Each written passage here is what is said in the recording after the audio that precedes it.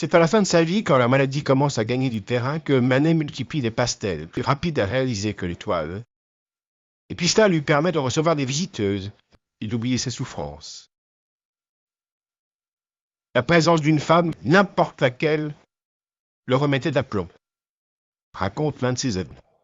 Irma Brunet de Manet. Qui pourra reprocher à Manet d'avoir aimé les jolies femmes, quand cela lui a permis d'exécuter des portraits si éblouissants? Cette jeune femme à la carnation délicate incarne le raffinement, l'élégance même. La quintessence de la Parisienne de l'époque. Comment toutes ces dames ne couraient-elles pas chez le peintre se faire leur portrait quand elles admirent le résultat? Dans son atelier, toutes les femmes du monde et du demi-monde semblent s'être donné rendez-vous. Grâce au pastel, qui leur confère une fraîcheur insoupçonnée, leur visage est passé à la postérité. D'autant plus que Manet, dont le raffinement vestimentaire n'est plus inventé, sait quels vêtements choisir pour mettre leur teint en valeur. Le profil parfait d'Irma Brunet, rehaussé par la bouche rouge cerise, dessine comme une épure sur la couleur sombre, se découpant à la fois sur le gris du fond et sur le noir du chapeau. Des noirs de la coiffure et du chapeau, Manet a su tirer toutes les nuances.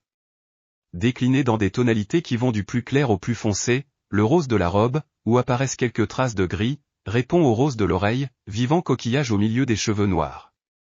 Ainsi, en 4 tons, blanc, rose, gris, noir, Manet réussit le plus merveilleux des chefs-d'œuvre, où l'élégance de la signature semble aller de pair avec le sens même du tableau.